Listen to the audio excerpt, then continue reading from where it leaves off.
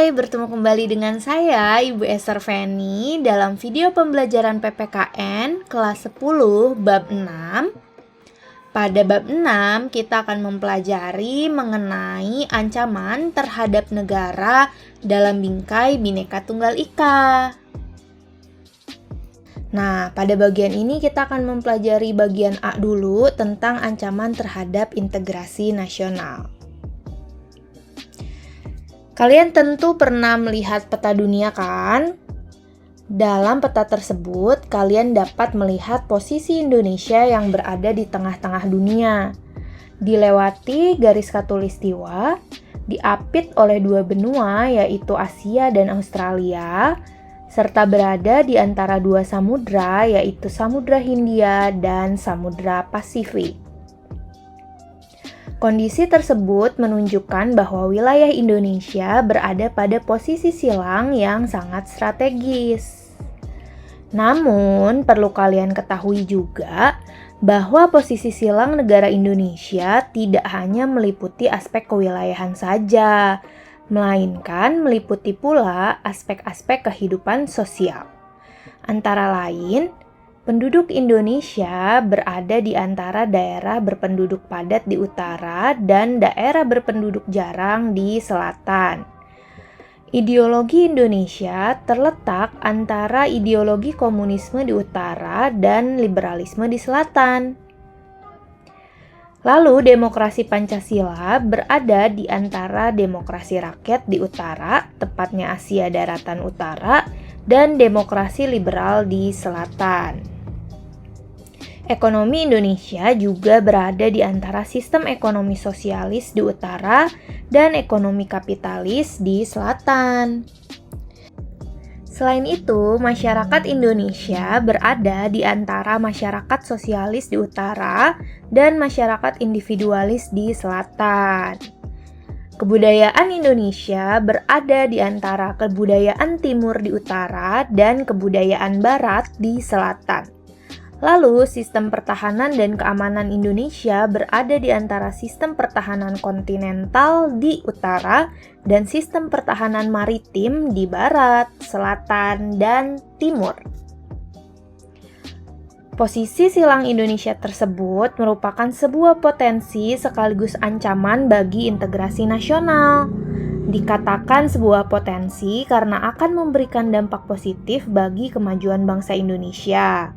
Akan tetapi, posisi silang ini juga menjadikan Indonesia sebagai negara yang tidak terbebas dari ancaman yang dapat memecah belah bangsa. Ancaman bagi integrasi nasional tersebut datang dari luar maupun dari dalam negeri dalam berbagai dimensi kehidupan. Nah, saat ini kita akan membahas terlebih dahulu ancaman yang dihadapi bangsa Indonesia, baik yang berupa ancaman militer maupun non-militer. Kita akan mulai membahas dari ancaman militer terlebih dahulu. Perkembangan persenjataan militer di setiap negara terus ditingkatkan. Bahkan ada negara yang memiliki senjata pemusnah massal yang berbahan kimia dan nuklir. Aktivitas ini merupakan ancaman militer yang menggunakan kekuatan bersenjata yang terorganisir. Ancaman militer dinilai mempunyai kemampuan membahayakan kedaulatan negara, keutuhan wilayah, dan keselamatan segenap bangsa. Kekuatan senjata ini dapat digunakan untuk melakukan agresi atau invasi, pelanggaran wilayah, pemberontakan bersenjata, sabotase, spionase, aksi teror bersenjata, serta ancaman keamanan laut dan udara. Salah satu bentuk ancaman militer adalah agresi. Agresi adalah penyerangan suatu negara terhadap negara lain. Agresi mempunyai bentuk mulai dari yang berskala paling kecil sampai dengan yang terbesar. Invasi merupakan bentuk agresi yang berskala paling besar dengan menggunakan kekuatan militer bersenjata yang dikerahkan untuk menyerang dan menduduki wilayah negara lain. Bangsa Indonesia sendiri pernah merasakan pahitnya diserang oleh Belanda yang ingin kembali menjajah Indonesia sebanyak 2 kali, yaitu pada agresi militer 1 dari tanggal 21 Juli 1947 sampai 5 Agustus 1947 dan agresi militer 2 pada tanggal 19 Desember 1948. Selain itu, bentuk ancaman militer yang sering terjadi adalah tindakan pelanggaran wilayah, baik wilayah laut, ruang udara, dan daratan. Buktinya, wilayah negara kita pernah ada yang dicaplok dan diakui oleh negara lain. Hal ini menjadi konsekuensi bagi Indonesia yang memiliki wilayah yang sangat luas dan terbuka sehingga berpotensi terjadi pelanggaran wilayah.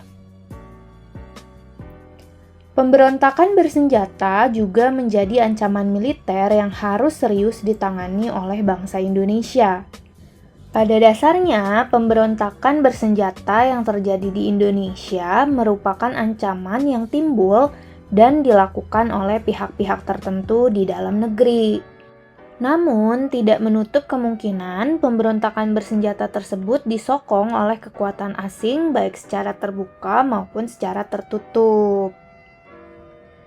Pemberontakan bersenjata melawan pemerintah Indonesia yang sah merupakan bentuk ancaman militer yang dapat merongrong kewibawaan negara dan jalannya roda pemerintahan. Dalam perjalanan sejarah, bangsa Indonesia pernah mengalami sejumlah aksi pemberontakan bersenjata yang dilakukan oleh gerakan radikal, seperti DIITII, PRRI, Permesta, serta G30S PKI.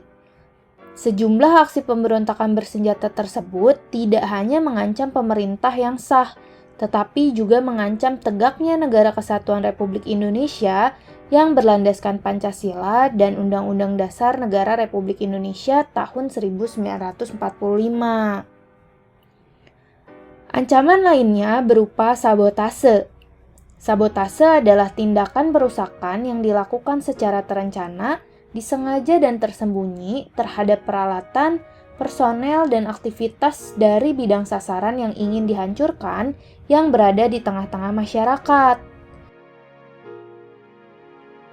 Negara mempunyai fungsi pertahanan negara yang ditujukan untuk memberikan perlindungan terhadap warga negara, objek-objek vital nasional, dan instalasi strategis dari kemungkinan aksi sabotase. Misalnya seperti Istana Negara, gedung MPR DPR, tempat wisata, dan juga tempat pengelolaan sumber daya alam.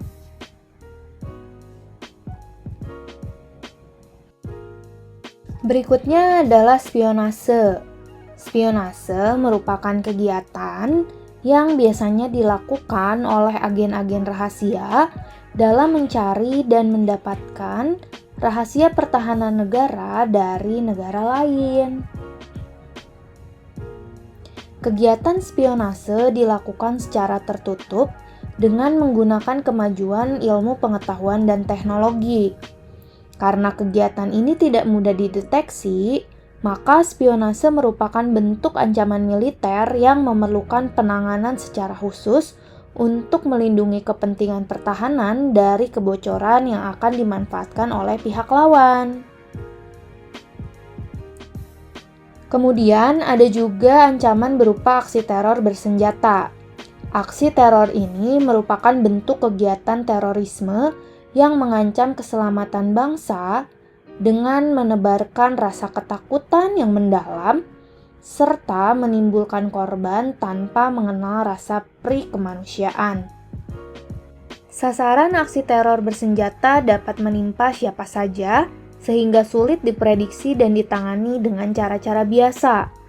Perkembangan aksi teror bersenjata yang dilakukan oleh teroris pada dekade terakhir meningkat cukup pesat. Oleh karena itu, segala bentuk teror harus dicegah dan dibasmi.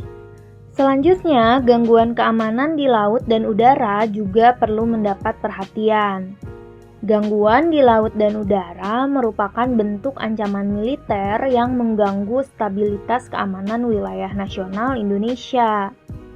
Kondisi geografis Indonesia yang memiliki wilayah perairan dan wilayah udara yang terbentang luas menjadikan Indonesia sebagai pelintasan transportasi dunia yang padat, baik transportasi maritim maupun dirgantara.